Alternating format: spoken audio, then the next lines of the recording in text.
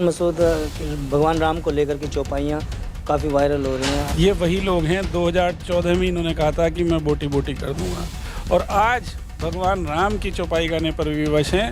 तो देखिए साहब आगे आगे क्या होता है। जिस तरह से गठबंधन अब एकजुट हो गया है, देखिए गठबंधन नहीं, ये ठगबंधन है, घमंडिया गठबंधन है। आरोप लगाए जा रहे हैं भारतीय जनता पार्टी को फर्जी तरीके जेल भेजा जाता है। आदरणीय प्रधानमंत्री श्री नरेंद्र मोदी जी ने साफ साफ कहा था कि ना खाऊंगा ना खाने दूंगा, भ्रष्टाचारियों को चैन की सांस नहीं लेने दूंगा, वो लूट का पैसा निश्चित रूप से वापस करना होगा। ये तो सिर्फ और सिर्फ लूट भ्रष्टाचार को बचाने का एक गठबंधन है।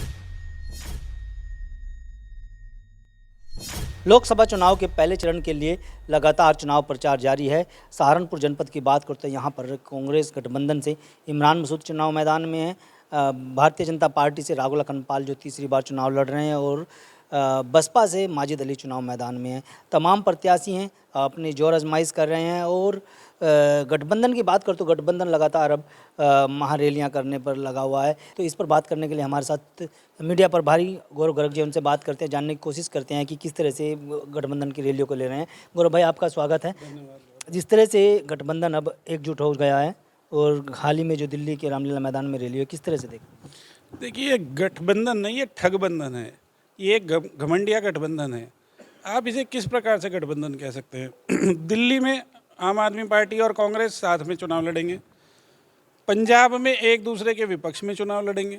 इसी प्रकार से आप देखें कि जम्मू कश्मीर आप जाएंगे तो वहाँ पीडीपी और नेशनल कॉन्फ्रेंस अलग चुनाव लड़ेगी, कांग्रेस अलग चुनाव लड़ेगी, लेकिन दिल्ली में आकर के फिर एक हो जाएंगे। आप इनका तमाम गठबंधन इसी तरीके का है। आप पश्चिम बंगाल में जाइए, वहाँ टीएमसी और कांग्रेस एक दूसरे को गाली देते हैं, दिल्ली में आकर के एक हो जाते हैं। तो ये पूरी तरीके से जनता को बरगलाने का, बेवकूफ़ बनाने का प्रयास है, जो कि अब सफल नहीं हो सकता।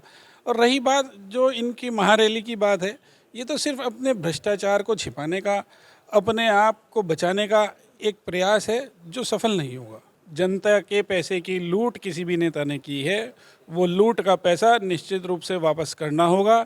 इन सब मामलों में, भ्रष्टाचार के मामलों में ईडी अपना काम कर रही है। और आप समझिए, यदि अगर ईडी गलत काम कर रही है तो न्यायालय क्यों नहीं जमानत दे रहा है? आप देखिए कल ही केजरीवाल जी को 15 दिन की न्यायिक हिरासत में भेज दिया। सत्येंद्र जैन कब से जो है हिरासत में है, सत्येंद्र सिसोदिया कब से हिरासत में है, हेमंत सोरेन हिरासत में है। आप देखिए ये लालू जी, उनको जो है न्यायालय ने कन्विक्शन हुआ। तो आप कैसे कह सकते हैं ये चीज़ कि ईडी का गलत दुरुपयोग? ये तो सिर्फ क्या है, चुनाव हारेंगे तो ईवीएम खराब, मुकदमा हारेंगे तो कोर्ट निष्पक्ष नहीं, सेना कुछ करेगी तो उसके पराक्रम पर सवाल उठाएंगे। तो इनका तो किसी भी संवैधानिक संस्था में कोई विश्वास ही नहीं है। इंडिया गठबंधन का कहना है कि जैसे ही चुनाव आए, चुनाव से ठीक पहले ही क्यों ये कार्रवाई की जा रही है? कहीं ना कहीं चुनाव को प्रभावित करने का आरोप बीजेपी पर लग रहा है। आचार संहिता तो अभी लगी है ना, 10-15 दिन पहले।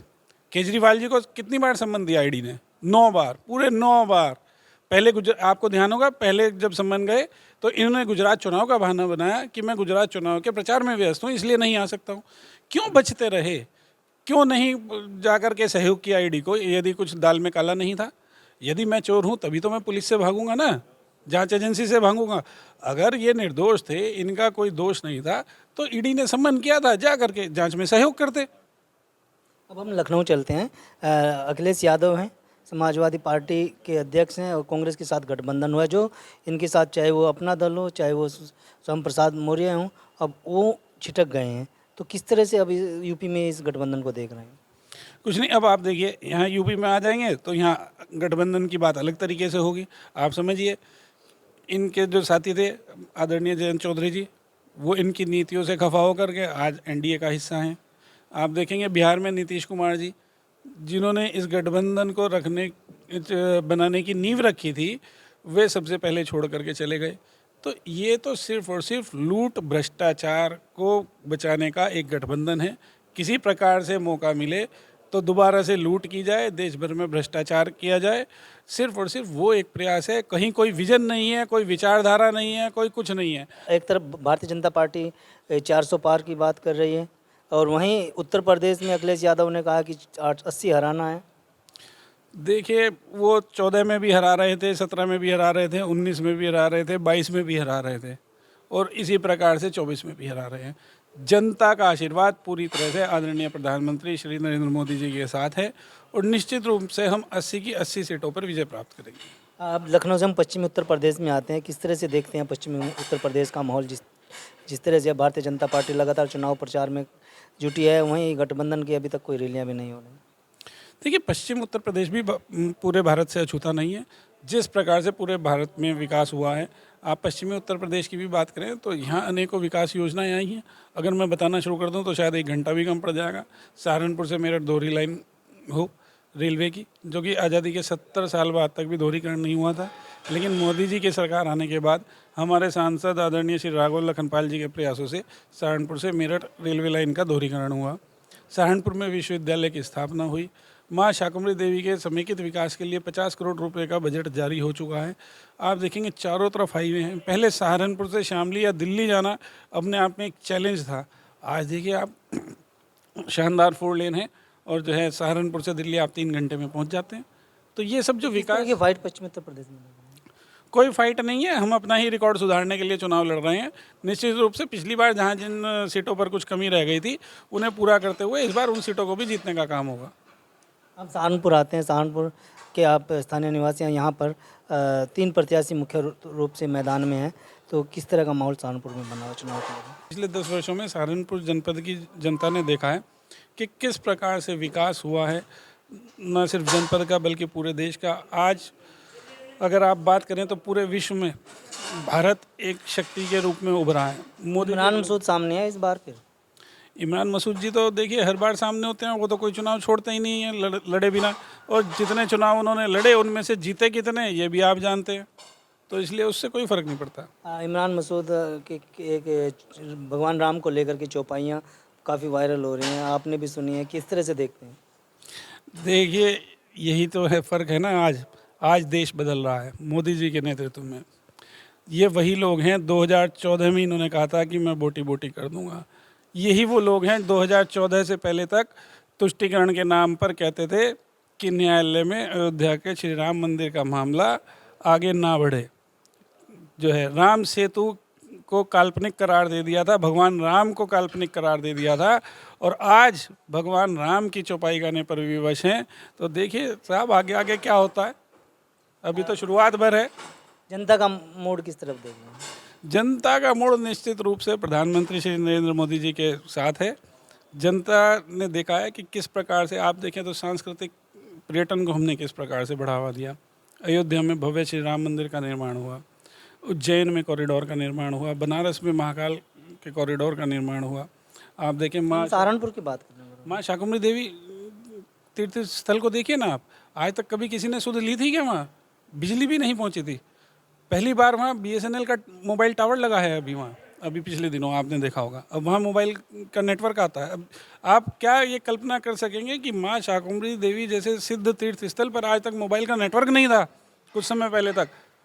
भारतीय जनता पार्टी की केंद्र सरकार ने वहाँ मोबाइल टावर लगाया और जो है वहाँ कनेक्टिविटी प्रदान की है। इसी प्रकार से आदरणीय मुख्यमंत्री योगी आदित्यनाथ जी ने वहाँ के विकास के लिए 50 करोड़ रुपए का बजट जारी कर दिया है, और आने वाले समय में और भी विकास किया जाएगा। हमने सुना है कि कहीं ना कहीं बसपा की सुप्रीमो मायावती और अखिलेश यादव की कुछ सीक्रेट डील हुई है। देखिए, ये लोग तो डील के माहिर हैं। भारतीय जनता पार्टी डील में कोई विश्वास नहीं रखती। हम लोग तो गरीबों की सेवा करने के लिए राजनीति में आए हैं। ये लोग व्यापार चुनाव को प्रभावित कर सकती है वो डील अगर हुई है। जनता जानती है ये डील वाले लोग हैं, और भारतीय जनता पार्टी गरीबों की सेवा करने वाली पार्टी है। पंडित दीनदयाल उपाध्याय के अंत्योदय के सिद्धांत को लेकर के हम आगे बढ़ रहे हैं, जिसमें समाज के अंतिम पायदान तक बैठे व्यक्ति तक विकास की गंगा पहुँचे। बल्कि गठबंधन ये भी कहता है कि बसपा भारतीय जनता पार्टी की बी पार्टी है। बस भारतीय जनता पार्टी की कोई बी पार्टी नहीं है। भारतीय जनता पार्टी जनता की पार्टी है। जनता का आशीर्वाद और स्नेह साथ है। देखिए, अब धर्म जाति की जो ये लोग राजनीति करते थे, तुष्टीकरण की जो राजनीति करते थे, उसका दौर चला गया। अब विकासवादी राजनीति का एक दौर है जो प्रधानमंत्री श्री नरेंद्र मोदी जी के नेतृत्व में लिखा जा रहा है। दलित हो, अल्पसंख्यक हो, पिछड़ा हो, वंचित हो, शोषित हो, सभी लोगों ने पिछले 10 वर्षों में केंद्र सरकार की जन कल्याणकारी योजनाओं का लाभ लिया है। उन्होंने देखा है कि किस प्रकार बिना किसी भेदभाव के और बिना किसी भ्रष्टाचार के सीधा लाभ उन तक पहुंचा है। जबकि खुद एक हमारे पूर्व प्रधानमंत्री कह चुके हैं कि हम अगर 1 रुपया भेजते हैं तो 15 पैसा पहुँचता है, जबकि अब अगर केंद्र सरकार से 1 रुपया चलता है तो वो सीधा 1 रुपया ही खाते में पहुँचता है। और जिस तरह से आप बता रहे हैं तो मुस्लिमों का रुझान किस तरह से देख रहे हैं? तमाम योजनाएं तो मुसलमानों में भी गई। मैंने अभी कहा तो कि ये तुष्टिकरण की राजनीति से ये देश बाहर आ चुका है। दलित हो, अल्पसंख्यक हो, पिछड़ा हो, शोषित हो, वंचित हो, सभी लोग भारतीय जनता पार्टी के साथ हैं। आप देखेंगे अगर अल्पसंख्यकों को एक बहुत लंबे समय तक डराया जाता रहा, किसी भी पार्टी की सरकार ने उनका विकास नहीं किया, उनके पढ़ाने लिखाने में रुचि नहीं ली। आप देखेंगे पिछले 10 वर्षों में किस प्रकार से मुस्लिम युवक और युवतियाँ सिविल सर्विसेज में आने लगे हैं, किस प्रकार से व्यापार में आगे बढ़ रहे हैं, किस प्रकार से खेल कूद में आगे बढ़ रहे हैं, तो उनका भी विकास हो रहा है। और जहाँ तक रही जो आर्थिक रूप से कमज़ोर हैं, वो चाहे किसी भी धर्म जाति का हो, उन सभी को सरकार की जन कल्याणकारी योजनाओं का लाभ पूरे मिला है, बिना किसी भेदभाव के मिला है और बिना किसी भ्रष्टाचार के मिला है। और मैं आपको बता दूं, देश की जनता मोदी की गारंटी पर विश्वास करती है। मोदी ने जो कहा वो करके दिखाया, इसीलिए देश आज जो है मोदी जी की गारंटी के साथ खड़ा है। बहुत बहुत धन्यवाद गौरव जी। ये थे गौरव गर्ग जो पश्चिमी उत्तर प्रदेश के मीडिया पर भारतीय जनता पार्टी से, इन्होंने न्यूज़ 14 टुडे से बातचीत में साफ कर दिया है कि जिस तरह से गठबंधन के तमाम प्रत्याशी चुनाव मैदान में, बसपा के चुनाव प्रत्याशी मैदान में है, तो कहीं ना कहीं उनकी जमानत जब्त होने का काम होगा। और इमरान मसूद को लेकर इन्होंने कहा है कि जो आदमी 2014 में प्रधानमंत्री नरेंद्र मोदी जैसे शख्स के बारे में बोटी करने की बात कर रहे थे, आज भगवान राम की चौपाइयाँ गाकर उनकी शरण में जा रहे हैं। कहीं ना कहीं गठबंधन बौखलाया हुआ है। यही वजह है कि इमरान मसूद अब भगवान राम का नाम लेकर के चौपाइयाँ गा रहे हैं। न्यूज़ 14 टुडे की खबर के बारे में आपकी क्या राय है, हमें कमेंट बॉक्स में जरूर बताएं। अगर आप ये खबर फेसबुक पर देख रहे हैं तो वीडियो को लाइक करके पेज को फॉलो करें। इसके अलावा अगर आप इस खबर से यूट्यूब के जरिए जुड़े हैं तो चैनल को सब्सक्राइब करके बेल आइकन दबाना बिल्कुल ना भूलें। नमस्कार।